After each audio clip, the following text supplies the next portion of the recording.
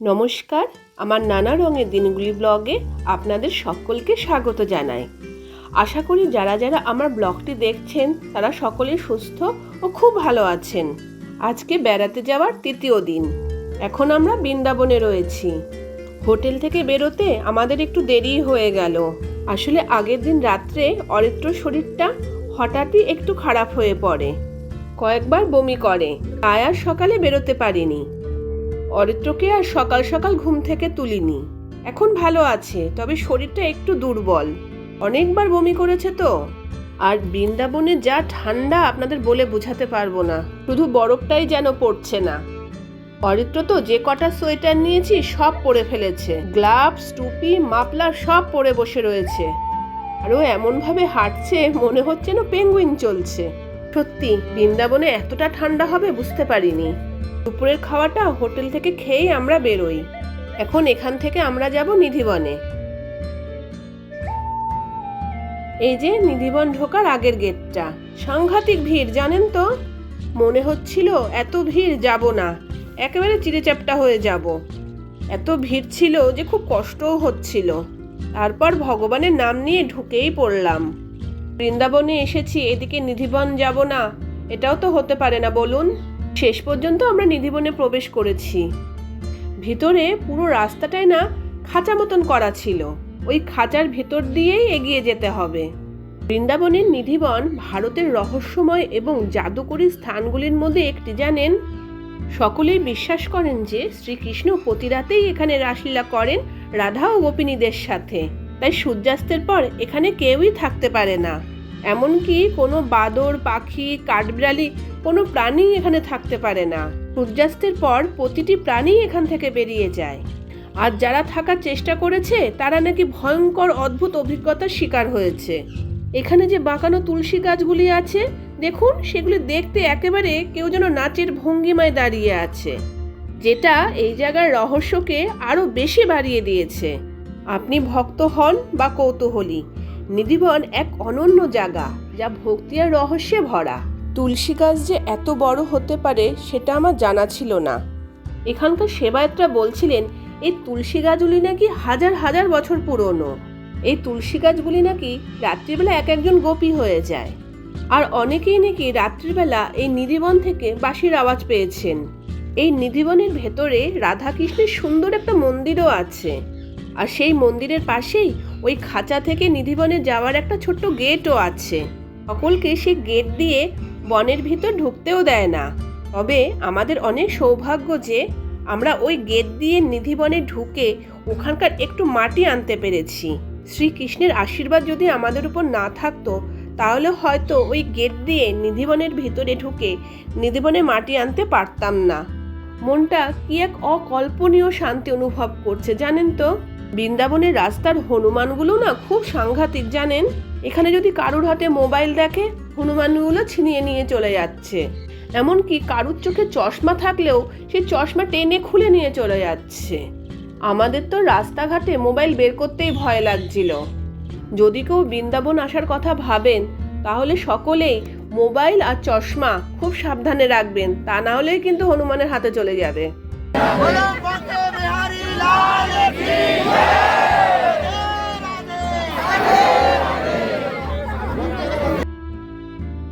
নিধিবন থেকে বেরিয়ে রাস্তায় আমরা অনেক সময় ঘুরে বেড়াচ্ছিলাম। বৃন্দাবনের রাস্তার দুধারে দেখি বড় বড় কড়ায় দুধ জাল হচ্ছে। এভাবে দুধ জাল দিতে দিতে দুধ একেবারে কেমন ফেনা ফেনা হয়ে গেছে দেখুন। দুধ জাল দিয়ে দিয়ে একেবারে ঘন করে ফেলে, তার উপরে কাজু, পেস্তা, আমন্ড ছড়িয়ে দেয়। তারপরে সেই দুধ কিনতে চাইলে মাটির গ্লাসে করে দেয়। আমরা এখন আর এই দুধ খাবো না, পরে রাতের দিকে খাবো। যখন ঠান্ডাটা আরো বেশি করে লাগবে তখন এক গ্লাস করে গরম দুধ খেয়ে নেব। আমরা এখন যাব প্রেম মন্দিরে। যখন আমরা হোটেল থেকে বেরিয়েছিলাম তখন প্রেম মন্দির বন্ধ ছিল, তাই সোজা চলে গেছিলাম নিধিবনে। যখন নিধিবন থেকে ঘুরে আসি তখন প্রেম মন্দির খুলে গেছে। দেখছেন মন্দিরে ঢোকার সামনের গেটটা কি অপূর্ব সুন্দর লাগছে। গেটটার কি অপূর্ব কারুকার্য, তার সাথে ভিড়টাও দেখছেন। যেন মনে হচ্ছে সমস্ত মানুষজন এখানে চলে এসেছে। আমরা জানি না কেন যেখানেই যাচ্ছি সেখানেই যেন অসম্ভব ভিড়। শীতকাল বলে হয়তো আমাদের মতন সকলেই বেড়াতে বেরিয়েছে। বিশাল এলাকা নিয়ে এই মন্দির চত্বরটি। এই মন্দিরটি সকাল 8:30 থেকে 12টা পর্যন্ত খোলা থাকে, আর বিকেলে 4:30 থেকে 8:30 পর্যন্ত খোলা থাকে। এখানে ঢুকতে কোনো প্রবেশ মূল্য লাগছে না। প্রেম মন্দির বৃন্দাবনের অন্যতম সুন্দর এবং জনপ্রিয় মন্দির, যা রাধাকৃষ্ণ এবং সীতারামের ডিভাইন প্রেমকে উৎসর্গ করা হয়েছে। এই মন্দিরটা পুরোটাই সাদা মার্বেল পাথর দিয়ে তৈরি, আর এই মন্দিরের দেয়াল জুড়ে রাধাকৃষ্ণের লীলা কাহিনী সুন্দরভাবে খোদাই করা হয়েছে। এই সাদা মার্বেলের নিখুঁত কাজ আর নকশা মন্দিরটিকে অনন্য করে তুলেছে জানেন। এই মন্দিরের চারিদিকে যে সাজানো বাগান এবং ফোয়ারাগুলি আছে, সেগুলি পরিবেশকে আরও শান্তিময় করে তুলেছে। প্রেম মন্দির এমন এক জায়গা যেখানে ভক্তি এবং প্রেমের শক্তি অনুভব করা যায়। এই স্থাপত্যশৈলী, রঙিন আলোকসজ্জা এবং আধ্যাত্মিক পরিবেশ প্রতিটি দর্শনার্থীর মন জয় করে নেবে।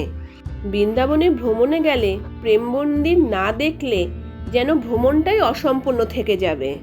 তবে জানেন তো, সন্ধ্যার আলোর প্রদর্শনীর সময় মন্দিরটি সবচেয়ে সুন্দর লাগে। সন্ধ্যায় রঙিন আলোয় মন্দিরটি একেবারে জাদুকরী রূপ ধারণ করে। এই প্রেম মন্দিরটি বৃন্দাবন শহরের খুব কাছেই, সহজেই গাড়ি, অটো বা টোটোতে পৌঁছানো যায়। বৃন্দাবনের সব থেকে কাছের স্টেশন হলো মথুরা জংশন। মথুরা স্টেশন থেকে প্রেম মন্দির এই 15 কিলোমিটার মতন দূরে। অত ফুল দেখছেন, বাপ রে! আমাদের হোটেলটি এই প্রেম মন্দিরের কাছাকাছিই ছিল। 2001 সালে এই প্রেম মন্দিরটি নির্মাণ কাজ শুরু হয়, আর 12 বছর ধরে এর কাজ চলে। তারপর 2012 সালে সর্বসাধারণের জন্য মন্দিরটি খুলে দেওয়া হয়। মন্দিরটি কত বড় আর কি অপূর্ব সুন্দর দেখুন। এখন সন্ধে হয়ে যাচ্ছে, সমস্ত লাইটগুলি আস্তে আস্তে জ্বালিয়ে দিচ্ছে। কি অপূর্ব লাগছে দেখছেন।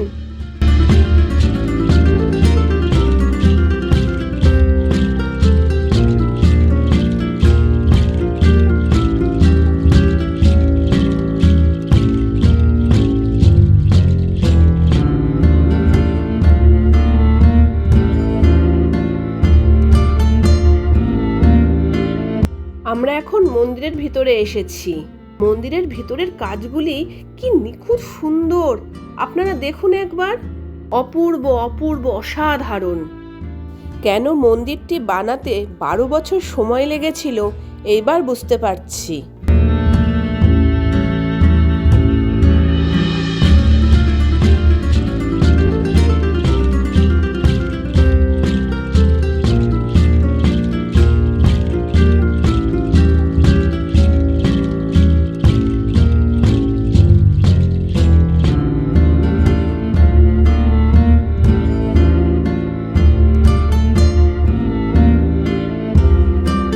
প্রতিটি দেওয়ালেই মন্দির দেবদেবীদের মূর্তি।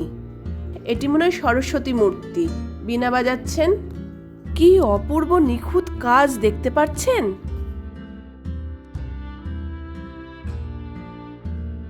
এখানে না জুতো রাখার দারুণ ব্যবস্থা আছে।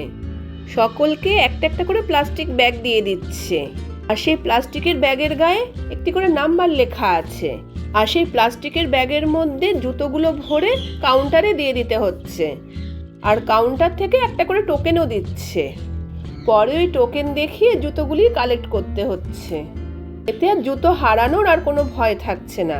চারিদিকটা কি সুন্দর ফুল দিয়ে সাজানো।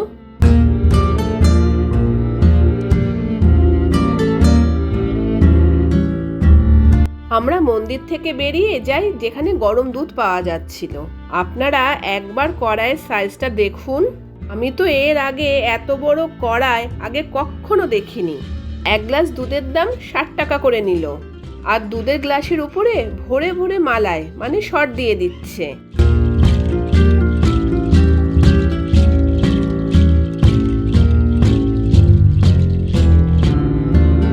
দুর্দান্ত খেতে। অরিত্র দুধ খেতে একদম ভালোবাসে না। ঘরে ওকে দুধ জোর করে খাওয়াতে হয়, বাইরে ও আর তাই দুধ খেতেই চাইলো না।